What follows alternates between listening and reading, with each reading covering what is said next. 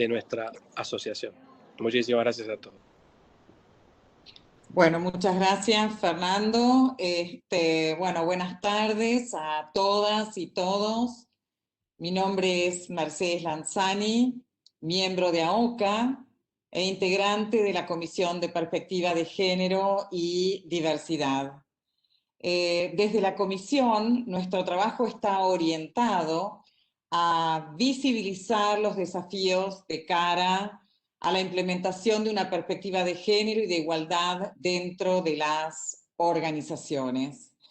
En esta ocasión, invitamos a Malena Lenta a desarrollar esta actividad de capacitación para que nos ayude a pensar en organizaciones más igualitarias, reconociendo los múltiples beneficios sociales y organizacionales de esta temática. Malena es licenciada en psicología, profesora de enseñanza media y superior en psicología, magíster en psicología social comunitaria y doctorando en psicología en la Universidad de Buenos Aires. Doctorando en estudios interdisciplinarios de género en la Universidad Alcalá de Henares en España, especializada en metodologías y técnicas de investigación social en Claxo, en la Universidad Federal de Río de Janeiro, Brasil, y profesora e investigadora de la Universidad de Buenos Aires. Hola Malena, bueno, muchas gracias por acompañarnos, es un placer tenerte con nosotros, esta currícula la verdad que apabulla, y lo que más nos interesa, y estamos realmente con muchas ganas de escucharte, es porque estamos muy interesados en que nos puedas contar de qué estamos hablando cuando hablamos de género y diversidad en las organizaciones. Así que bueno, te escuchamos. Bueno, en primer lugar, agradecerles a OCA y a la Comisión de Género y Diversidad, y en particular también a Mercedes por esta invitación a conversar con todas, todos ustedes acerca de esta temática, ¿no? Que es una temática sin dudas que no pasa desapercibida, que trae muchas simpatías, pero también trae algunas polémicas, algunos prejuicios, dudas, desconocimientos, y creo que sin dudas es una temática crucial de la agenda de la sociedad y de las organizaciones, ¿no? De las empresas en el siglo XXI. Así que voy a empezar compartiendo ¿sí? Una presentación, así nos ayuda un poco de manera más amena a seguir en el sentido de lo que decía Mercedes, justamente pensar de qué hablamos cuando estamos hablando de cuestiones de género. Bueno, a ver, ahí sí, la acomodamos un poquito. ¿Se está viendo bien? Sí, entiendo que ahora sí, así que bueno. Ahí vamos a empezar entonces con esta presentación que preparé para compartir hoy con ustedes y que lleva el título de La perspectiva de género y la cultura de la igualdad, desafío del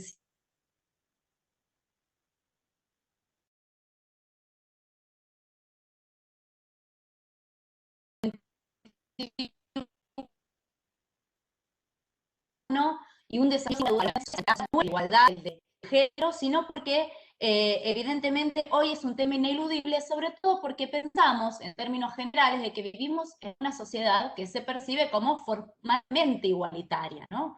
¿Por qué decimos que nos percibimos como una sociedad formalmente igualitaria? Y por qué, sin lugar a dudas, ya hace mucho tiempo que, por ejemplo, las mujeres hemos conquistado el derecho a votar, cosa que hasta mediados del siglo pasado esto no ocurría, y que incluso en otras sociedades, en otros países, todavía no se ha alcanzado.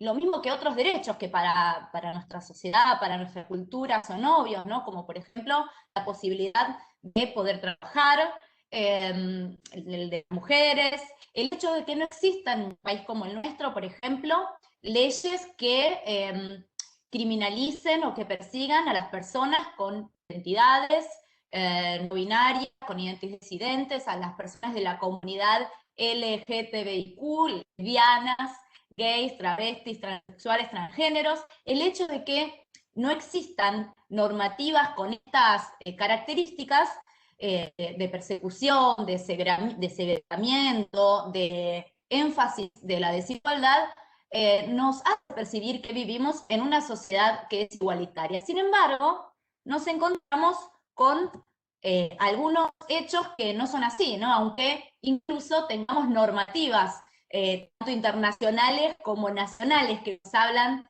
de estas cuestiones. A nivel internacional, fundamentalmente desde las Naciones Unidas, desde mediados del siglo pasado, también se han empezado a incorporar los derechos de las mujeres, los derechos de las identidades disidentes en las declaraciones de derechos humanos, en la Convención Internacional por los Derechos de las Mujeres, plataforma de Beijing, los principios de Yogyakarta, y un montón de otras normativas que a nivel internacional nos hablan de los derechos humanos de las mujeres, de las diversidades, de las disidencias. Lo mismo que aquí en Argentina, también somos un país que es pionero en, por ejemplo, la ley de identidad de género, la ley de erradicación de todas las formas de violencia contra las mujeres, la ley Micaela, que nos habla de la capacitación en la perspectiva de género en conjunto de las organizaciones sociales, no solamente en las organizaciones públicas. Pero, como decíamos antes, evidentemente con esta formalidad, con estas normativas, no alcanza, ¿no?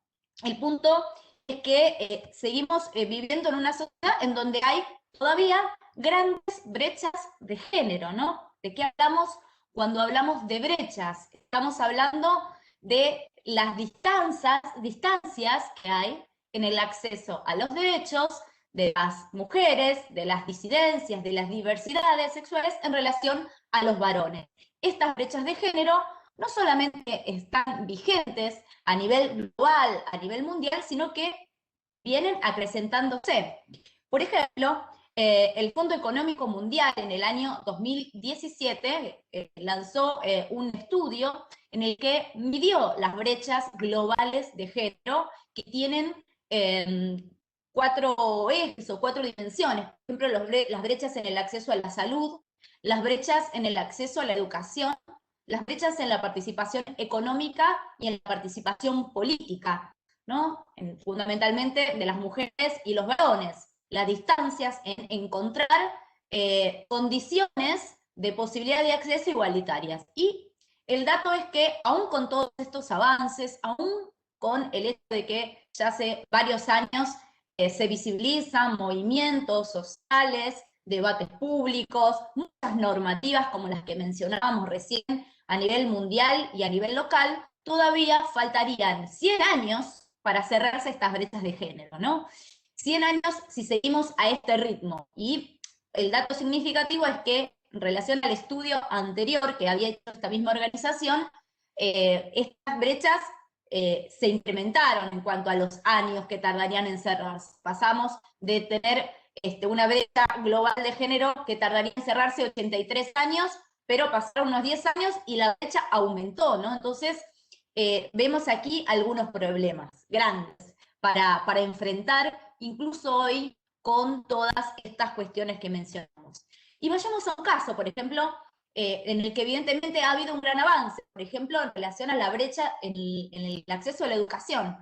Todavía hay muchos países en los que las mujeres no pueden acceder a la educación o tienen muy limitado el acceso a distintos niveles del sistema educativo, pero en muchos otros países del mundo, por ejemplo en Argentina, los datos nos demuestran que las mujeres cada vez tienen más terminalidad educativa, e incluso en nuestro país hay un gran avance de las mujeres en cuanto a la formación y la educación superior, en muchísimas carreras tradicionalmente ocupadas en su mayoría por varones, ha empezado a haber un proceso muy grande de acceso de las mujeres, y esto nos señala que en los próximos 13 años, si seguimos este tipo de transformaciones, las brechas educativas podrían cerrarse. Sin embargo, si nos vamos a otras brechas que hacen a la brecha global de género, como por ejemplo la participación económica, acá nos encontramos con un gran problema, ¿no? Faltarían 217 años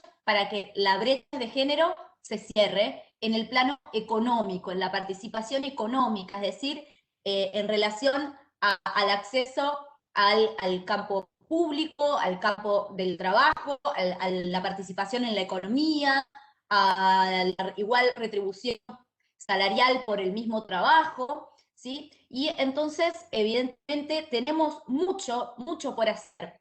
Y lo sorprendente es que existe esta gran brecha económica, ¿sí? Existen esta brecha menor en el plano educativo, pero todavía, y en particular, las organizaciones empresariales, las organizaciones sociales, no han logrado aprovechar todo ese gran talento que las mujeres, cada vez más capacitadas, cada vez más formadas, logran. ¿Sí? Porque, por ejemplo, un dato muy importante que tenemos a nivel disponible, a nivel latinoamericano, en relación a las características que las empresas buscan en relación a las competencias del rendimiento del liderazgo de sus líderes, señalan que, por ejemplo, las mujeres presentan con mayor frecuencia cinco competencias más que los varones, ¿sí? Al momento de ejercer estas tareas, al momento de ejercer estas funciones. Por ejemplo, todo lo que tiene que ver con el trabajo en equipo, la inspiración, la participación la buena participación en la toma de decisiones. Sin embargo, es muy reducido la cantidad de organizaciones que incluye a mujeres en los espacios de liderazgo, que incluye a las mujeres en los lugares de toma de decisiones, ¿sí? Entonces, aquí evidentemente no es un problema, como muestran estos datos, de falta de educación, de falta de talentos disponibles, sino que hay algunas otras cuestiones, ¿no?, que están marcando la gran brecha que persiste en el plano de género. Entonces, una cuestión que nos va a interesar pensar, problematizar, discutir es por qué persisten estas brechas de género, como ahí vemos en la imagen, por qué frente a igualdad de condiciones y a veces incluso mayores condiciones, las mujeres tienen un camino más difícil para poder acceder a distintos espacios de trabajo, para acceder a distintos espacios sociales, para acceder a la participación social, política, económica, en los distintos ámbitos por los que transitan, fundamentalmente en las organizaciones, que es el que nos interesa problematizar hoy. Incluso también podríamos pensar por qué necesitamos realizar estas transformaciones, ¿no? Y no solo porque necesitamos realizar estas transformaciones, sino incluso qué podemos hacer para realizar estas transformaciones tan necesarias, de estas transformaciones vinculadas a terminar con las brechas, para poder acortar esos 100 años que nos separan, ¿no?, de alcanzar la igualdad de derechos, la igualdad de posibilidades, la igualdad en términos de la participación en la vida social, política, en la vida cotidiana, en la vida de las organizaciones, entre las mujeres, los varones, y también, por supuesto, cuando estamos hablando de cuestiones de género, estamos hablando de todas las personas, independientemente de su orientación sexual, de su identidad de género, de sus modos de decidir sus relaciones interpersonales, puesto que también, bueno, un aspecto que vamos a profundizar enseguida tiene que ver en cómo hay discriminación y hay segregación en función, en distintos espacios sociales, en función de las decisiones íntimas, personales, ¿sí? Como por ejemplo tiene que ver aspectos vinculados a lo amoroso, a lo personal, al identitario, ¿no? Entonces, es evidentemente un tema que nos tiene que preocupar a todas, a todos, a todes, como parte, ¿no?, de la sociedad en la que vivimos, como parte de una sociedad en la que también se ha avanzado muchísimo, pero donde todavía queda mucho camino por recorrer, sin lugar a dudas, queda mucho por hacer para poder romper, ¿no?, con estos distintos caminos en un mundo donde aparentemente vivimos con igualdad, ¿no? Hoy, sin dudas, no estamos en una situación de igualdad en el acceso a la oportunidad de ser partícipes, protagonistas de las transformaciones, de las innovaciones, de los cambios y sobre todo, bueno, de ser partícipes plenas de las organizaciones por las que transitamos. También me interesa resaltar un aspecto clave, ¿no? Que tiene que ver con que este tema no solamente es de interés de los movimientos sociales, del activismo, del debate que encontramos hoy por hoy en los distintos espacios por los que transitamos, sino que hasta incluso la Organización de las Naciones Unidas, ¿sí? En lo que fue la elaboración de los Objetivos de Desarrollo Sostenible para las transformaciones sociales de la Agenda 2030, los cambios que se quieren lograr hacia el 2030, falta cada vez menos, ¿sí? Ha ubicado un objetivo, ¿no? Que es el objetivo número 5 de los Objetivos del Desarrollo Sostenible, vinculado justamente a lograr la igualdad entre los géneros, a empoderar, es decir, a fortalecer a las mujeres y a las niñas, también a las disidencias, ¿sí? En busca de ponerle fin a todas las formas de discriminación, de violencia, y por el aseguramiento pleno, ¿no? De la efectiva participación y la igualdad de derechos en los espacios sociales, políticos, económicos y públicos. Y para poder hacer esto, lo que es fundamental es incorporar la perspectiva de género, pero no solamente en las políticas públicas, en las políticas estatales, sino también en las organizaciones, en las empresas. En las distintas organizaciones sociales tenemos que poder pensar e incorporar la perspectiva de género para poder acompañar estas transformaciones que nos permitirán, sin lugar a dudas, acortar estas brechas, estos 100 años que queremos terminar pronto. Pero bueno, sin dudas, un tema que también tenemos que poder profundizar y que es uno de los objetivos de esta conversación, de este encuentro, tiene que ver con desenmarañar un poco qué es esto de la perspectiva de género, ¿no? Cuando hablamos de género, perspectiva de género, hace unos años atrás, la palabra no le sonaba a nadie, nadie se enteraba de qué estábamos hablando. Por suerte ya en los últimos años es una palabra que resuena, género o perspectiva de género, aunque, como decía al comienzo, a veces no se sabe bien qué es. Hay muchos mitos, muchos prejuicios, está esta idea de que el género es una ideología, de que el género viene a imponer ciertas cosas. Por eso mi objetivo hoy también con ustedes es poder desarmar un poco esa mitificación que hay sobre este término género, poder precisar algunos términos claves asociados a esta perspectiva que va a ayudar a fortalecernos y a pensar qué pasa en nuestras organizaciones en relación a las brechas y a las desigualdades. Porque cuando estamos hablando de perspectiva de género, estamos hablando de un concepto que nos permite ver, es una categoría explicativa, un prisma desde el cual estamos mirando la realidad. Un prisma que tiene algunos conceptos asociados, ¿no? Y que me gustaría mencionar. Aquí tomo 3 que son importantes. Uno tiene que ver con pensar el sistema de los géneros, otro tiene que ver con pensar el género en relación a las cuestiones vinculadas al poder, y la tercera tiene que ver con problematizar o desnaturalizar el androcentrismo. Vamos a ver cada una de ellas para poder precisar algunas cuestiones entonces sobre la perspectiva de género. Cuando estamos hablando del sistema de género, estamos hablando de un conjunto de estructuras sociales, socioeconómicas, culturales, políticas, que mantienen y perpetúan los roles tradicionales asociados a lo masculino y a lo femenino, ¿sí? Así como también todo lo que se supone que está vinculado a las mujeres y a los varones. El sistema de los géneros supone que las personas somos clasificadas en función de nuestros cuerpos sexuados cuando nacemos. Cuando nacemos las personas, cuando llegamos al mundo, se mira nuestra genitalidad, se mira nuestro cuerpo sexual, incluso antes. Por hoy, ¿no? Existen ecografías que permiten ya, ¿no? Esa pregunta clásica de qué es, en general, cuando una persona está embarazada, ¿sí? La pregunta tiene que ver qué es, mujer o varón, femenino o masculino, ¿no?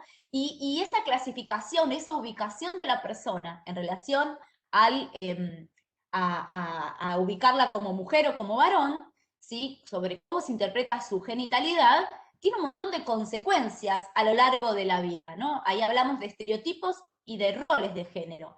Es una cuestión clave, porque estos estereotipos, estos roles que se asignan a las personas en función de cómo se las ubica en el sistema de los géneros, va a determinar ciertas posibilidades, ciertas expectativas sociales, ciertos mandatos. ¿Sí? Hay mandatos vinculados a la masculinidad, mandatos vinculados a la femineidad en nuestra sociedad y en el sistema que rige la sociedad que vivimos. Vale señalar que en todas las sociedades, a lo largo de la historia de la humanidad, no hemos tenido los mismos sistemas de género, han habido distintos sistemas de género. Entonces, al cuerpo sexuado se impone una categoría social, ser mujer o ser varón, ser femenina y ser masculino, y esto tiene consecuencias, dijimos. Por ejemplo, existen mandatos hacia los varones, como puede ser el caso, ¿no? de ser proveedor, de ocupar el espacio público, de tener un rol activo político en la sociedad, mientras que de las mujeres se espera, ¿no? que seamos madres, que seamos sensibles, ¿sí? que seamos personas que se ocupen de los afectos, ¿sí? Y por supuesto, esto tiene consecuencias también en relación a los espacios que preponderantemente ocupamos, ¿sí? Por ejemplo, las mujeres se espera que ocupen más el espacio privado, se encarguen de la casa, del cuidado, ¿sí? Mientras que los varones se ocupen el espacio público. Y aunque en los últimos años, por todas estas transformaciones que mencionábamos al comienzo, tal vez esto se ha modificado y nos encontramos hoy con que muchísimas mujeres trabajan fuera del espacio privado, del espacio doméstico, de la casa. Lo cierto es que, por ejemplo, todo el trabajo de cuidados, todo el trabajo doméstico, no se ha socializado, no se ha también transformado, ¿no? en cuanto a la forma de organizar. Entonces, por eso, cuando hablamos de la división sexual del trabajo, tal vez habrán escuchado alguna vez este término, estamos hablando de cómo se naturaliza que sean las mujeres las encargadas de todas las tareas del cuidado, incluso cuando trabajan también fuera del hogar, trabajan adentro de manera no remunerada, incluso muchas veces ni siquiera reconocida como trabajo, y trabajan fuera desde un lugar que es remunerado, pero con la carga de tener que volver a trabajar en sus casas. Y hablamos de una doble jornada laboral para estas mujeres, y esta socialización de trabajo en el espacio privado, en el espacio doméstico, es apenas muy incipiente en el caso de los varones. Esto tiene consecuencias fuertemente en la vida laboral, en el desarrollo de las carreras, tanto de las mujeres como de los varones, ¿no? Si tenemos un apoyo en casa o si tenemos que resolver todas las tareas, si están socializadas o no, por ejemplo, en una pareja.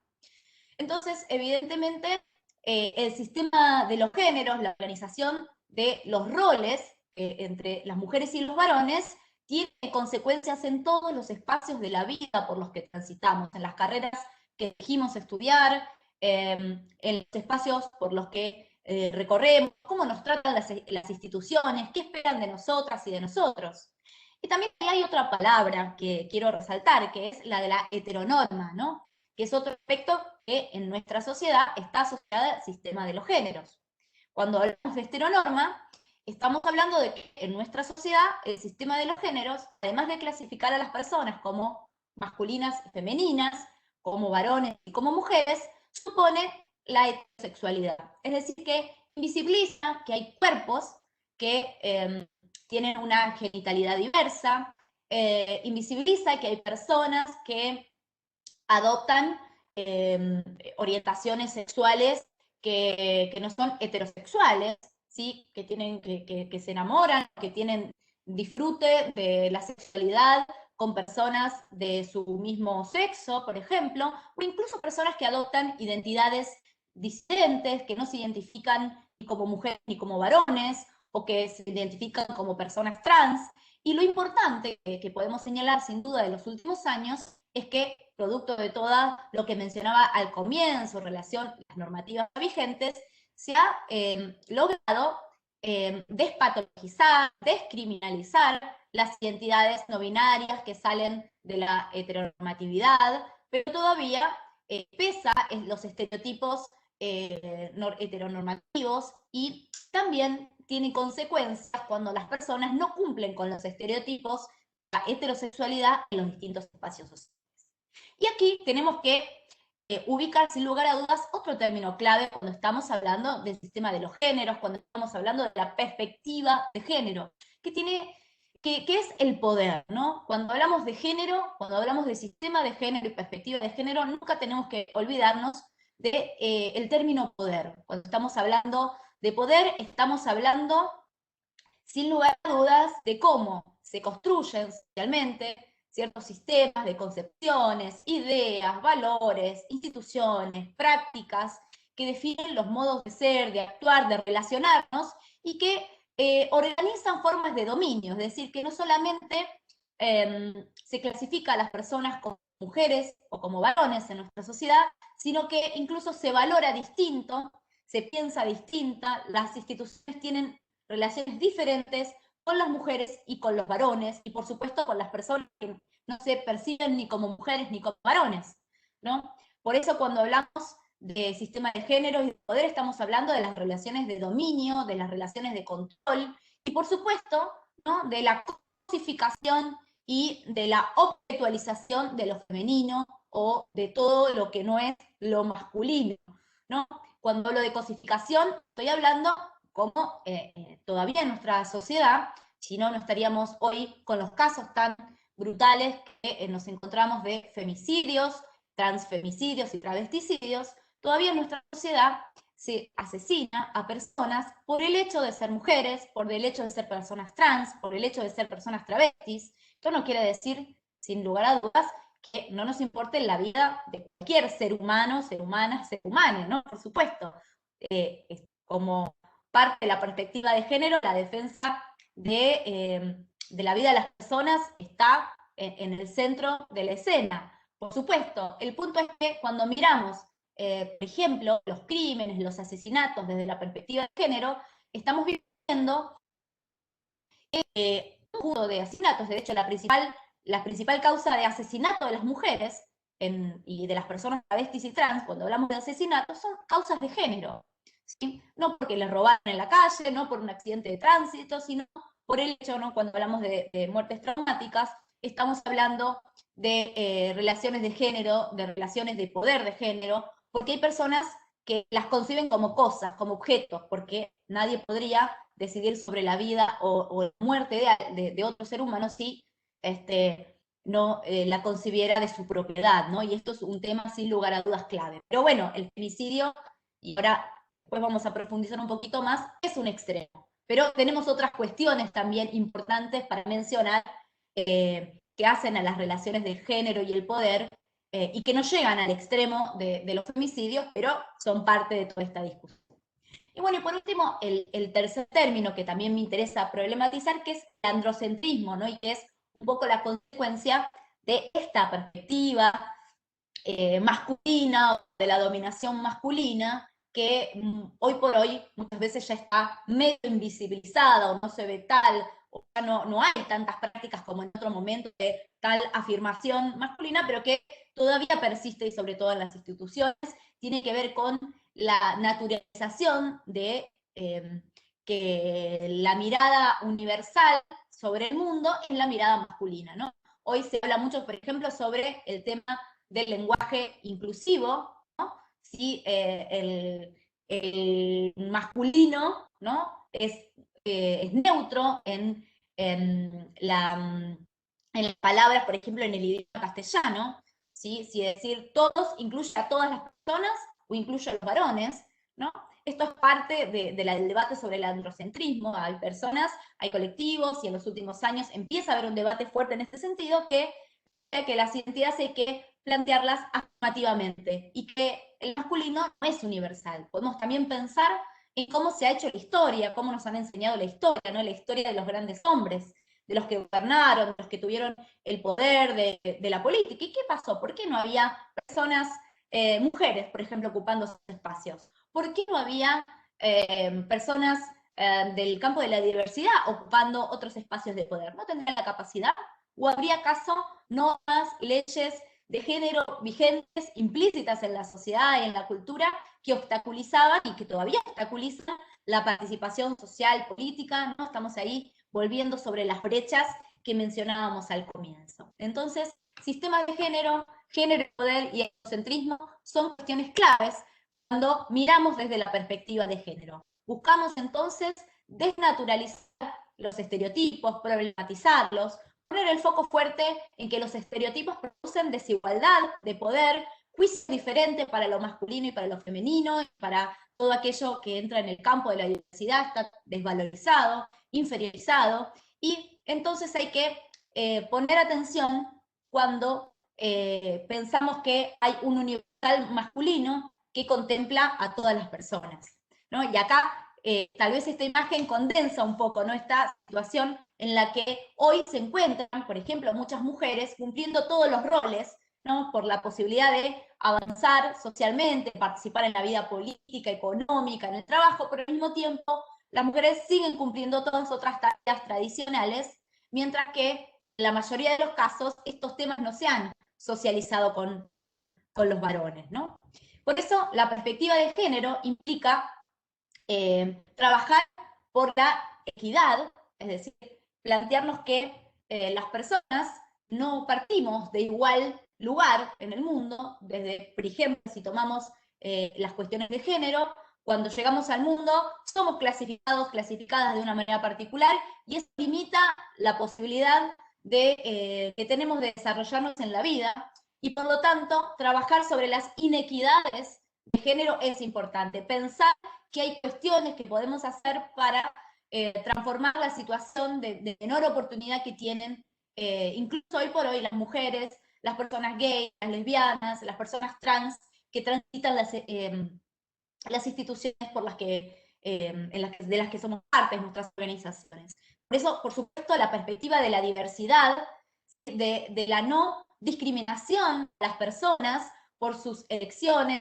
sexuales, afectivas, amorosas, es muy importante. Esto tiene que ver fuertemente con trabajar por una cultura de la igualdad, ¿sí?, en términos de la igualdad de derechos, de buscar que todas las personas puedan acceder a la igualdad de derechos, puedan acceder a la igualdad de oportunidades, pero para eso hay que trabajar fuertemente con la equidad y fuertemente con la no violencia, ¿sí? Esto, sin dudas, es un tema muy importante, el de la no violencia, claramente, porque, como decíamos antes, vivimos en una sociedad en donde hay una violencia que es visible, ¿no?, y que está fuertemente sancionada, muy discutida, ¿no?, los femicidios, ¿no?, acá en la punta de este iceberg, ¿no?, es visible, por ejemplo, el tema de los femicidios, de los transfemicidios, de todo lo que tiene que ver con también la agresión física, el abuso sexual, que en los últimos años se ha puesto por suerte de manifiesto, se ha dejado de silenciar,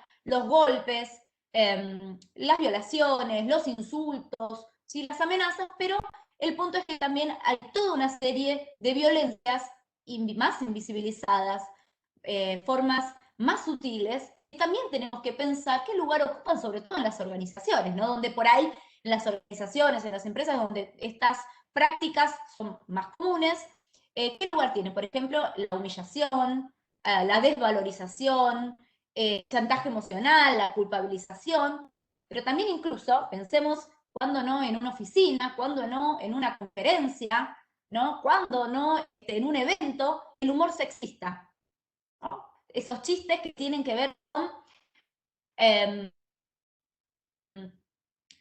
burlarse de alguna característica de las mujeres o de las personas, por ejemplo, gays, o la publicidad sexista. Sin dudas, en los últimos años mucho se ha hecho frente a la publicidad sexista, tema paradigmático, si los hay, de muchas empresas que han basado su política, ¿no? Quiero hablar de una empresa de desodorantes que ha basado su política venta, por ejemplo, de desodorantes masculinos en función de la cosificación de los cuerpos de las mujeres, también de la exacerbación de los valores de la masculinidad tradicional, ¿no?, esta idea de la fuerza, de la virilidad en función de la conquista de las mujeres, ¿no? Pero también cuántas veces, por ejemplo, una empresa, un país, una región vende a su lugar, a su tierra, en función de las mujeres más lindas o los cuerpos más exóticos, ¿sí? Estamos ahí también encontrándonos con prácticas de violencia más invisibilizadas, formas más sutiles, pero son formas de violencia que ayudan a naturalizar la violencia que es más visible, ¿no? La naturalizan porque trabajan sobre un orden de la violencia que es el orden simbólico, que es el orden del discurso, que es el orden del lenguaje, de las prácticas culturales, y que sin lugar a dudas, de alguna manera, van legitimando los otros niveles de la violencia que son más visibles. Bueno, micromachismos, ¿no? Esto lo decíamos hace ya unos años, ya empezó a aparecer este término micromachismos, esas pequeñas prácticas que en general aparecen risueñamente, que bueno, parecen, bueno, no seamos tan exageradas, pero que bueno, hacen a la naturalización de la desigualdad. Por ejemplo, tipos de uniformes diferentes, ¿sí? Los de las mujeres en general exacerbando el cuerpo, o incluso también la contratación, ¿no?, de las mujeres en función de su corporalidad, o en función de ciertas cuestiones, la crítica por ciertas cuestiones estéticas, cuando esta misma vara, por ejemplo, no está aplicada a los varones, ¿no?, o a otras identidades. Esto es importante tenerlo en cuenta como parte de las prácticas que cotidianamente tenemos en las organizaciones en las que estamos. Por eso ahí hace una pregunta, ¿no? La importancia de poder preguntarnos cómo estamos reproduciendo, qué órdenes de las violencias más visibles, ojalá seguro que no, pero seguro que hay violencias de tipo más invisibilizadas, estas formas sutiles de las violencias, que desde la perspectiva de género queremos poner también en el foco para transformarlas, ¿sí? Porque queremos, sin lugar a dudas, enfrentar un gran desafío, ¿no? Vivimos en una sociedad y muchas veces en las organizaciones donde hay un espejismo de igualdad, ¿no? Decimos en nuestras organizaciones, no hay discriminación, acá hay un montón de mujeres, acá hay personas de la diversidad, ¿no ven que aquí hay una persona gay, lesbiana? Nadie hace juicio, pero si escarbamos un poquito más, ¿sí?, vamos a ver que todavía en muchas de las organizaciones nos encontramos con que la perspectiva de género no ha sido incorporada transversalmente, con que seguimos reproduciendo ciertos estereotipos, ciertos mandatos, ciertas formas tradicionales que, por supuesto, ayudan a incrementar las brechas en lugar de reducirlas. Por eso es muy importante tener una política institucional, organizacional, que vaya en el sentido de desarrollar una cultura de la igualdad y de la no discriminación en las organizaciones, ¿no? Y para eso hay que enfrentar distintas barreras, por ejemplo, socioculturales y estructurales, donde las organizaciones pueden hacer mucho, porque las organizaciones son microsociedades, las organizaciones tienen una cultura organizacional que está compuesta por normas, por valores, ¿sí?, por ciertos sentidos, lógicas de funcionamiento, y por lo tanto se puede operar ahí. ¿Cómo podemos hacer para que las organizaciones puedan incorporar, por ejemplo, los valores de la igualdad de género, de la tolerancia cero a la violencia y a la discriminación, ¿no? Bueno, y un aspecto importante entonces tiene que ver con enfrentar las barreras socioculturales y estructurales que están en las organizaciones y que tienen que ver con las formas de discriminación directa, por ejemplo, cuando directamente a alguien no se la contrata por su género, por ejemplo, o también indirecta, cuando solo se ofertan, por traer un ejemplo, solo se ofertan, por ejemplo, expectativas laborales en función del género o de ciertas tareas para las mujeres y ciertas tareas para los varones, donde hay también, pero no lo pensamos solamente en la contratación, sino también en las prácticas y los servicios que brinda una empresa, donde, por ejemplo, puede haber una suposición de que todas las personas que concurren a un evento son heterosexuales, ¿no? Ahí vemos los prejuicios y los sesgos de género que ponemos en juego. También es muy importante la invisibilización de la división sexual del trabajo que está al interior de las organizaciones y que también puede ser parte, ¿no?, de una invisibilidad cuando realizamos actividades, cuando realizamos eventos con distintas organizaciones, con distintos espacios, existe una segregación vertical y horizontal de género que tenemos que ver. Cuando hablamos de segregación vertical, estamos hablando, ¿no?, de lo que se suele conocer como el techo de cristal, ¿sí? Esta cuestión de que, si bien puede haber incluso a veces organizaciones en donde mayoritariamente hay mujeres en la base, por ahí se invita a hablar a alguien en un evento y se invita a los varones, porque tiene un cargo más jerárquico, porque se supone que van a ocupar un mayor o mejor papel. También lo vemos lo del techo de cristal cuando a medida que vamos viendo la pirámide empresarial de poder y toma de decisiones, también en ese lugar están los varones y no las mujeres, y muchas veces no es porque no tengan la capacidad, ya hablamos respecto del talento, ¿no?, de las mujeres y de la capacitación, que hoy por hoy, ni discusión respecto de la gran capacitación que tienen las mujeres a nivel profesional, por ejemplo. También vemos la segregación horizontal, y esto es otro tema importante,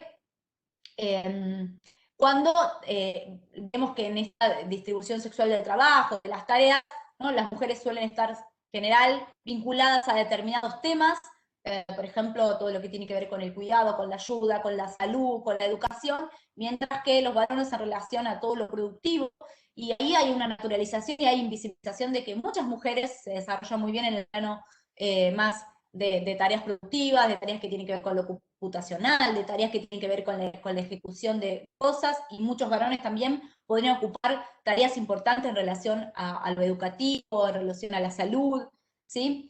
Lo que pasa que, bueno, esta división también horizontal, esta segregación horizontal tiene que ver con cómo se siguen reproduciendo los estereotipos tradicionales de género en este ámbito.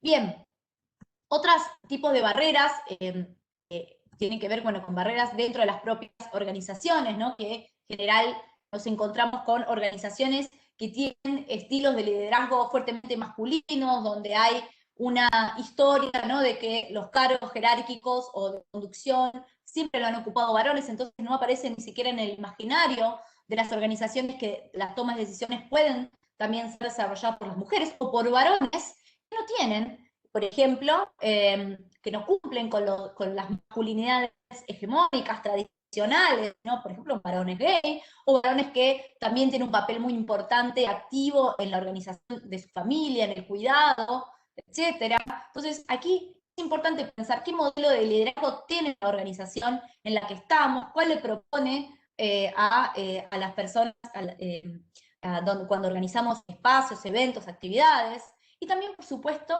las situaciones de violencia y acoso en el ámbito laboral. Situaciones de violencia y acoso que mayoritariamente, por supuesto, cuando hablamos de acoso sexual o violencia también sexual en el ámbito laboral, las padecen fundamentalmente las mujeres y también las padecen las personas gays, travestis, trans, ¿sí? Esto es un tema muy, muy grave que ya hace muy poquito la OIT, la Organización Internacional del Trabajo, la ha incorporado, ¿sí?, a fines del año pasado en una de sus últimas normativas como un tema fundamental, el de la lucha contra la violencia y el acoso basado en las relaciones desiguales de género en el ámbito laboral, porque hacen, ¿no?, también a truncar carreras, a que las mujeres y también las disidencias se vayan de determinados espacios de trabajo, o se les obstaculice a las mujeres, por ejemplo, poder avanzar si no cumplen con determinadas situaciones que tienen que ver con el acoso, ciertas búsquedas de parte de ciertas jefaturas o a veces compañeros. Esto hay que poner atención, ¿no? ¿Qué ocurre en relación al acoso en el ámbito laboral? Por supuesto, sobre todos estos temas podemos profundizar. Y también hay, por supuesto, aspectos personales para pensar, ¿no? Las mujeres y las disidencias, por toda esta socialización de género, los estereotipos que mencionamos, tienen muchas veces una autoestima más baja para ocupar algunos espacios. Está lo que se conoce como el síndrome de la impostora, ¿no? Y es algo que le ocurre a muchas mujeres que ocupan lugares de liderazgo y que tenemos que todos trabajar para terminar con este síndrome, ¿no?, que refiere a la idea de que aunque estemos muy capacitadas, siempre nos va a faltar algo, ¿sí? Nunca nos terminamos de autorizar para ocupar esos lugares, creo que a veces necesitamos que otros nos autoricen, nos cuesta a veces más pelear por espacios de conducción, donación, y por eso es un tema importante a poner el foco. También la networking, es decir, las redes que vamos armando en el espacio de trabajo. A veces las mujeres como tienen a cargo toda la tarea de cuidado, la tarea doméstica, les cuesta quedarse en espacios de socialización post-trabajo, o tienen más limitación de los horarios, entonces van limitando también otros espacios que hacen al ámbito del trabajo y que pueden habilitar nuevas oportunidades laborales, ¿no? Las redes que las mujeres arman en el trabajo son mucho más acotadas que las de los varones. Esto es un tema para pensarlo. Y lo mismo que el juicio que las mujeres y que la sociedad de conjunto hace al liderazgo de las mujeres, ¿no? Como que son muy mandonas, o que cuando ocupan esos lugares lo ocupan como los varones y entonces son más exigentes. Entonces también hay que pensar cómo logramos liderazgos distintos de las mujeres y cómo no somos tan severas con ciertas cuestiones que a los varones no se le problematizan, no se le discuten.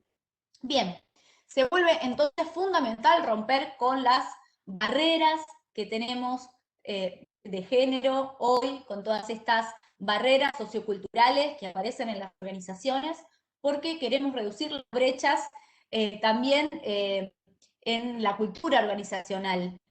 Y para eso hay 4 ejes fundamentales que tenemos que poder pensar, que vamos a tener que trabajar cuando pensamos en la transformación. Bueno, y una que es muy importante tiene que ver con pensar las prácticas formales del trabajo, ¿no? Todo lo que hace a las formas de contratación, las políticas formales en las instituciones en las que trabajamos, incluso en los eventos que organizamos, es muy importante. Todo lo que institucionalmente tiene lugar, ¿no? La institucionalización de la perspectiva de género, de la transversalización de la perspectiva de género, es clave para que funcione, ¿sí? Porque si bien la cultura organizacional también está conformada por cuestiones implícitas, ¿no? Todo lo que hace a las prácticas informales del trabajo, cuando una conducción, cuando es política de una organización, tomar a fondo la pelea por la igualdad,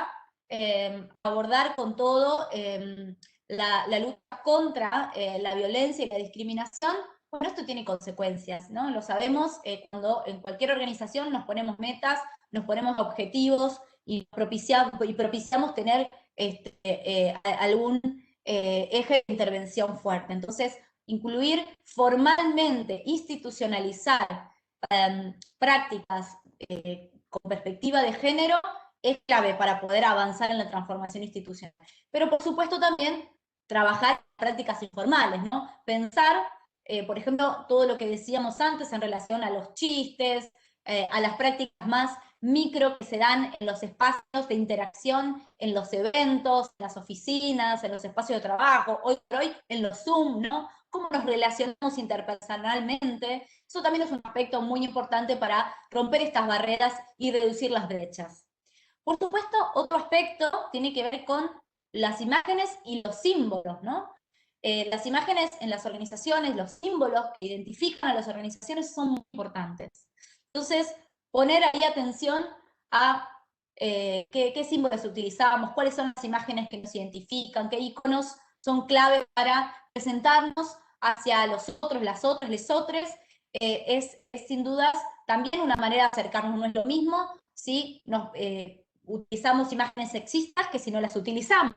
Si utilizamos imágenes que sean inclusivas de la diversidad sexogenérica, afectiva, corporal, que si solamente tenemos imágenes, aunque incluyamos mujeres y varones, solo de mujeres y varones con cuerpos y imágenes tradicionales, ¿no? y estereotipadas. Entonces, ahí pensar en la diversidad, en la pluralidad, la inclusión también es muy, muy importante para, bueno, por supuesto, solidaria la comunicación y el lenguaje no sexista, en pensar, no naturalizar la identidad de la otra persona, no presuponer que esta idea de la heterosexualidad obligatoria en todas las personas. Pensamos cuando organizamos un evento que puede haber personas no binarias, que puede haber personas del campo de la diversidad, que pueda haber varones cuidadores y que tengan un evento con sus hijos, y por lo tanto, por ejemplo, un tema muy interesante es cómo en los baños aparecen en distintos eventos, en distintas instituciones, baños de mujeres y varones. Solo los baños de mujeres tienen cambiador, ¿no? Y los baños de varones no. Parece que los varones no pudieran cambiar un pañal, no pudieran cambiar a sus hijos e hijas, hijas. ¿Sí? Entonces, por ejemplo, pensar estas cuestiones, es importante cómo se señaliza un baño, cómo se señaliza un evento, cómo se utiliza un cartel de señalización, es sin lugar a dudas clave para pensar entonces en romper las brechas y romper las barreras y reducir las brechas en las organizaciones. Bien, y por lo tanto, bueno, buenas prácticas, ¿sí? Y ya no me voy a extender mucho más, que hablé muchísimo. Quiero dejar aquí algunas buenas prácticas que podemos, en este mismo sentido, seguir trabajando, y ahora vamos a abrir un poco al diálogo, a la interacción, ¿sí? Una buena práctica que tiene que ver, sin lugar a dudas, con proponer modelos de las organizaciones que no sean tradicionales, que nos ayuden a romper los estereotipos de género, es muy importante, otros modelos de liderazgo. También trabajar en la promoción de nuevas masculinidades, aportando que, por ejemplo, varones trabajen en funciones no tradicionales, como por ejemplo en tareas de recepción, en tareas de cuidado o limpieza que tradicionalmente realizan las mujeres. La promoción del mentoreo de mujeres hacia varones o de personas de la diversidad en relación a varones también es muy importante para poder sensibilizar en este trabajo. Mejorar la comunicación por una comunicación inclusiva y no sexista, tanto a nivel interno como a nivel externo en nuestras organizaciones, y sin lugar a dudas trabajar fuertemente con protocolos y procedimientos para la prevención y la reparación de las violencias basadas en las relaciones desiguales de género que están en nuestras organizaciones, que viven las personas en su cotidianidad, que nos atraviesan en los vínculos interpersonales, que ocurren en los eventos que organizamos y que son parte hoy de lo que también nos toca enfrentar, porque es sin lugar a dudas un punto crítico que la perspectiva de género y que la sociedad de conjunto tiene hoy como desafío abordar.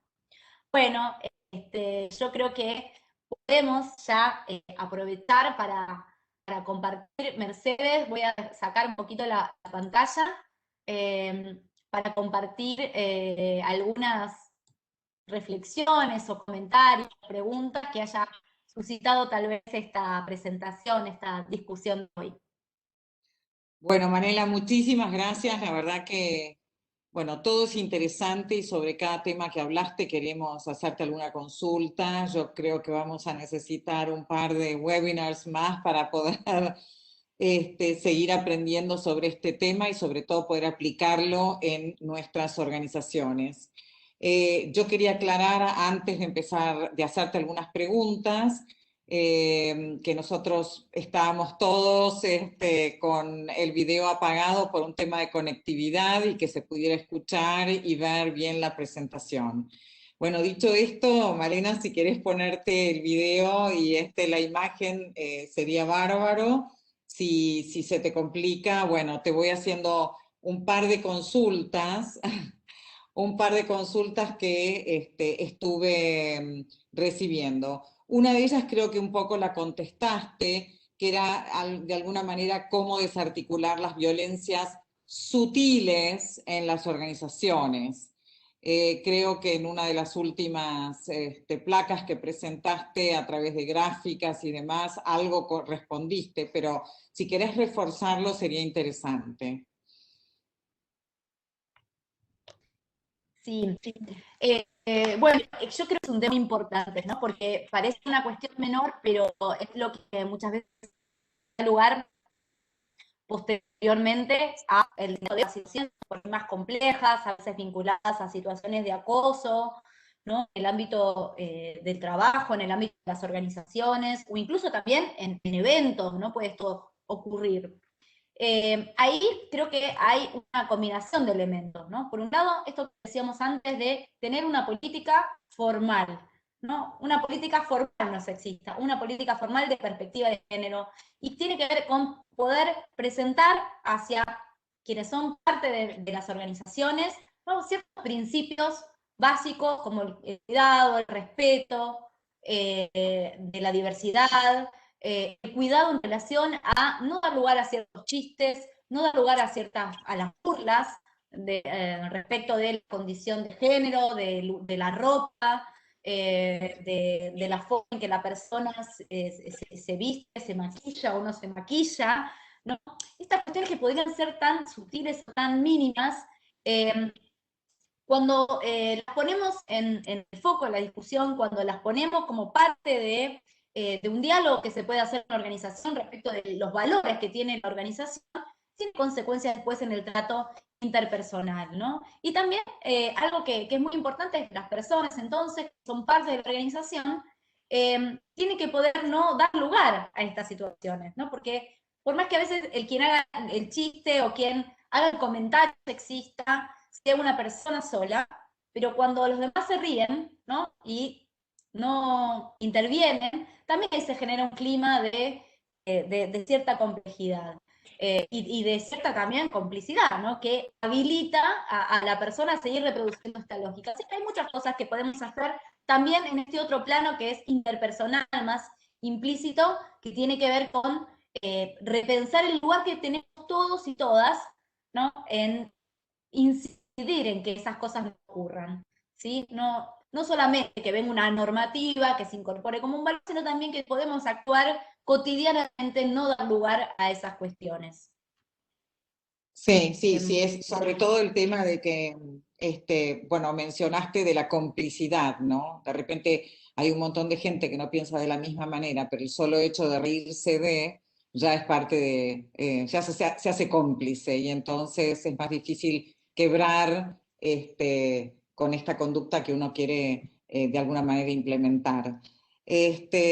Otra de las preguntas que hemos recibido es respecto al lenguaje inclusivo, teniendo en cuenta, ¿no?, que el lenguaje que actualmente es utilizado, el que mencionaste, es el lenguaje de origen es masculino. ¿Cómo pensás que este cambio se va a dar? ¿A través de lo cultural?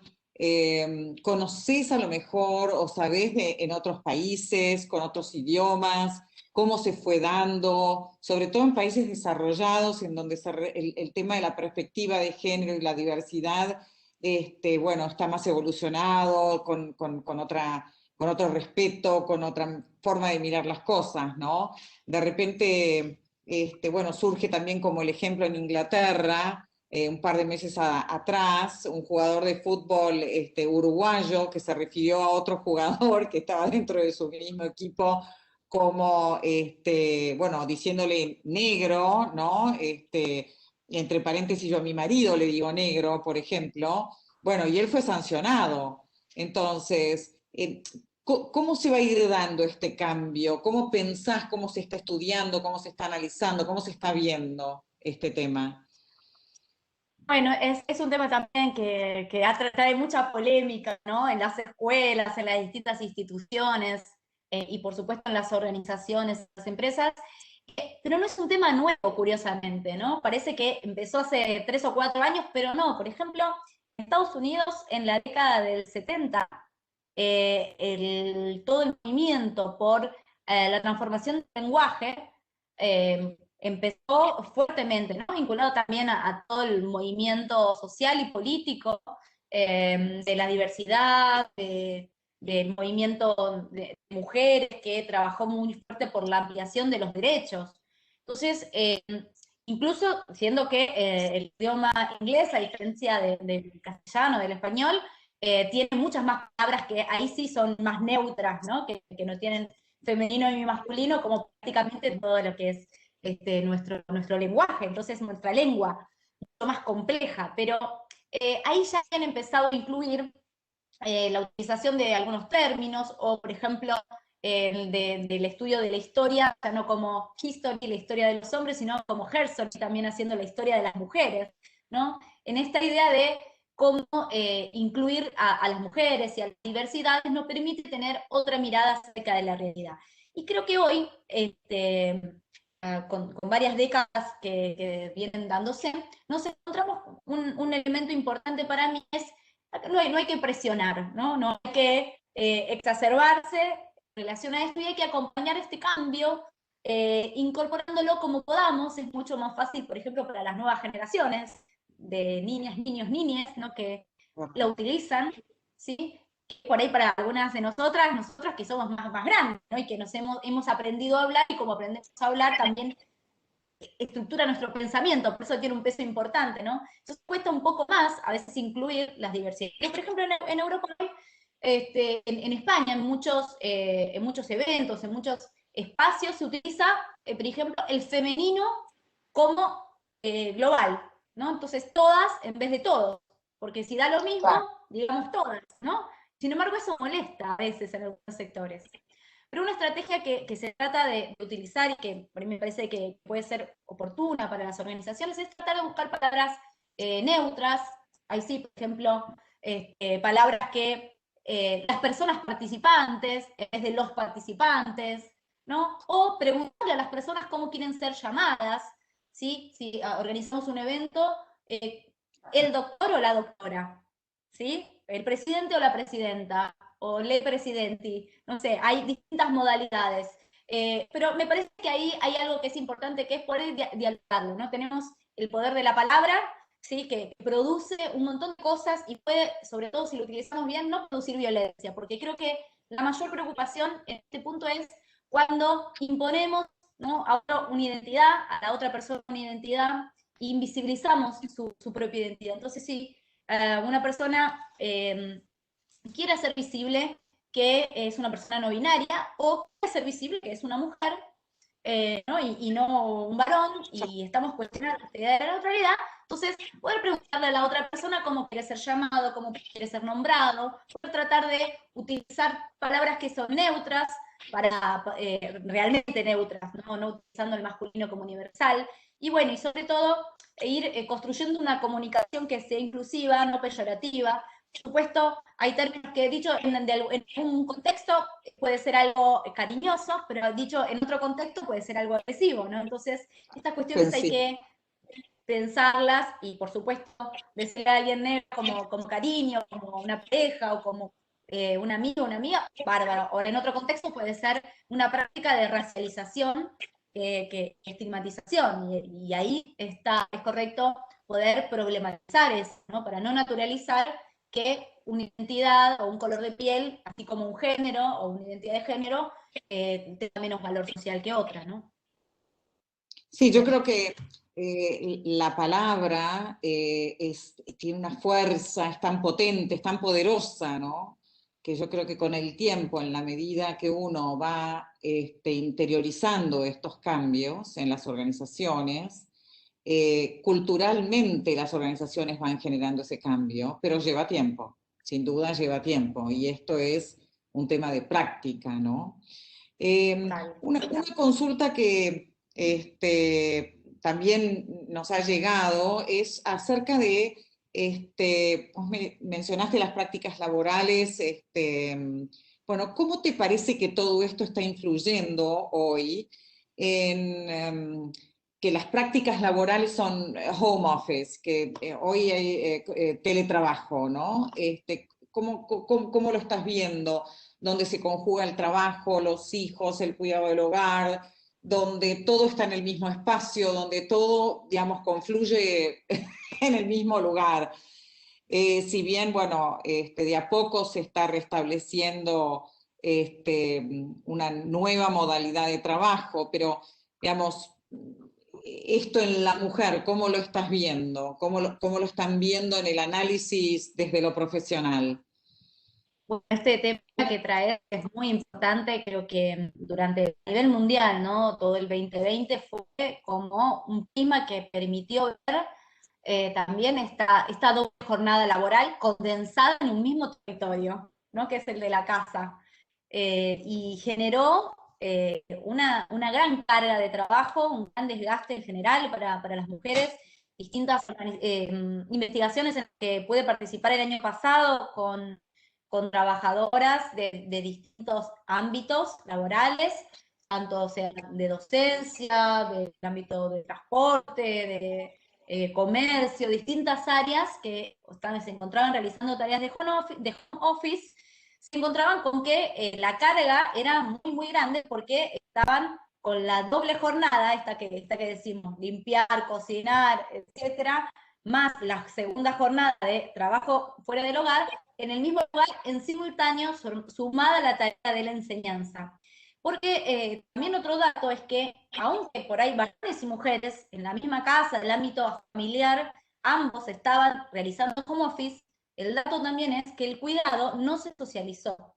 También participé en un estudio en relación a niños y niñas y el acceso a la educación, y quienes acompañaban, por ejemplo, todo lo que fue el hacer la tarea o el te conectaste o no te conectaste, siguieron siendo las mujeres, ¿no? A pesar de que el varón estaba en el mismo lugar, ¿no? Y muchas veces la respuesta era, bueno, pero yo no entiendo, no sé, no tengo paciencia, no me ocupo de esas cosas, pero bueno, muestra ahí, ¿no?, esta gran desigualdad, y como veíamos al principio, ¿no?, esas distintas escaleras o la falta de escalones, muchos tienen que ver con todo este peso de todas estas otras tareas que no se ven en el espacio fuera de la casa, pero que están en la casa y que generan, por supuesto, mucho desgaste, ¿no? Mucho trabajo extra, mucho estar pensando, incluso cuando puede haber colaboración de distintas personas, lo que se llama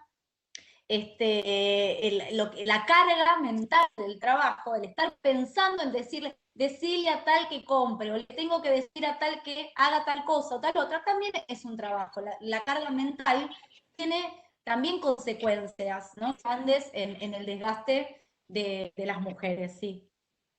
Sí, la verdad que tenemos que ser multitasking. Y ese es el problema. Otra palabra clave. Claro, claro. Para el multitasking se observa con todo, ¿no? Claro. Cuidando, limpiando y en la computadora dando una conferencia, o en un Zoom en la oficina, en un evento que se siguieron reproduciendo en la virtualidad, interviniendo, bueno, muy difícil, sí, sí.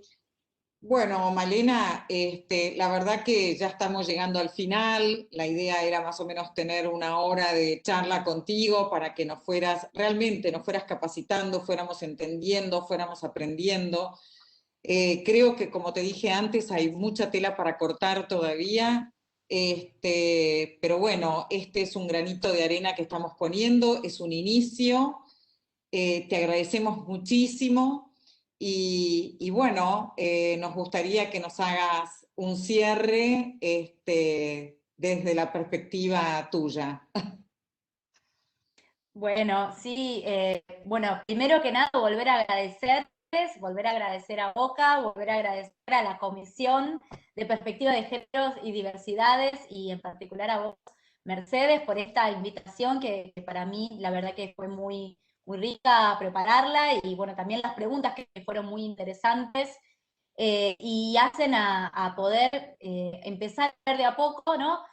No solamente la importancia de la perspectiva de género para las organizaciones, sino también la posibilidad de, incorporando una política de género en las propias organizaciones, la posibilidad de tener un impacto real en la transformación. Yo creo que esto, sin lugar a dudas, no tenemos que olvidarlo. Una transformación que beneficia, por supuesto, a las personas, a las mujeres, a las diversidades que sufren distintas discriminaciones, que ven mermada su posibilidad de participación en los distintos espacios, ¿no?, que ven a veces hasta invisibilizada su función, porque muchas veces desarrollan tareas que son organizativas, muy ricas, pero después el discurso no lo dan las mujeres, lo dan otras personas, y me parece que es hora de que tengamos la posibilidad de participar de igual a igual, y para eso hay que tener una política, ¿no? Una política que también, por supuesto, va a beneficiar a las propias organizaciones,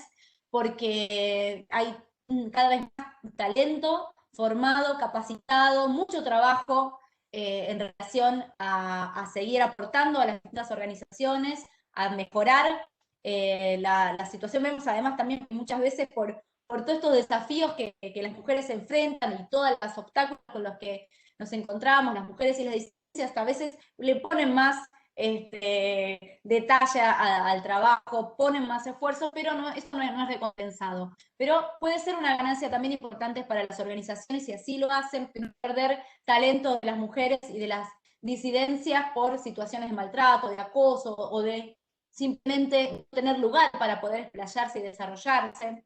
Y también la importancia que pueden tener las organizaciones de tener una política para generar nuevas masculinidades, ¿no? Para pensar que los varones también tienen que poder cuidar, hacerse cargo de las tareas domésticas, y por lo tanto, bueno, pensar en cómo se distribuyen las exigencias a veces en el trabajo, o cómo se da lugar a que incorporen estos aspectos de la cotidianidad también en el ámbito del trabajo, y seguramente eso también va a favorecer a masculinidades más emotivas, con la posibilidad de expresar mejor sus expectaciones, ¿no? De no tener a veces esa dependencia de que haya otra persona que lo realice, no todas las tareas que tienen que ver con el cuidado y con las emociones. Así que simplemente esto, ¿no? Decirles que hay mucho por hacer, a pesar de que hemos avanzado muchísimo en la pelea por la igualdad, en tratar de romper las brechas, y la posibilidad de que este cambio sea un cambio que podamos encarar trabajando e incorporando esta perspectiva. Así que muchísimas gracias por esta invitación, y ojalá que sigamos encontrándonos, dialogando, capacitándonos y también trayendo problemas, discusiones, tensiones. Este siempre es un tema que trae muchas polémicas, y está bueno que haya polémicas, que pongamos, ¿no?, sobre la mesa los prejuicios y las cosas que hay, las dudas que podamos tener, las diferencias, porque bueno, eso creo que es un gran motor para poder avanzar en la transformación de la cultura de las organizaciones. Justamente por lo que decís, justamente lo que yo considero es que en el disenso se crece, con lo cual poder presentar problemáticas o situaciones distintas en una mesa y poder debatirlas con respeto. Por eso nuestro hashtag de grupo es respeto siempre, ¿no? De comisión. Te cuento que yo te agradezco mucho tu agradecimiento, pero atrás de todo hay un equipo, atrás de toda esta comisión, con Julieta, con Marcela, con Andrea, con Eugenia, con Paola. Bueno, no me quiero olvidar de nadie, porque siempre uno cuando está nombrando gente se olvida, hasta Mati. Bueno, somos todos los que estamos tratando todas las semanas de reunirnos y de poner un granito de arena para poder generar un cambio en la cultura organizacional, y que este tema se tome seriamente con lo que esto conlleva. Así que bueno, muchísimas gracias a todos los que han participado, a los que nos han escuchado un rato. Y bueno, vamos a continuar en el canal de YouTube para poder ver toda esta presentación tuya, que fue, la verdad, un aporte fantástico, bueno, on demand. Así que bueno, muchas gracias a todos, a todas, y Male, nos vemos pronto. Abrazo grande, nos vemos, adiós, muchas gracias. Gracias.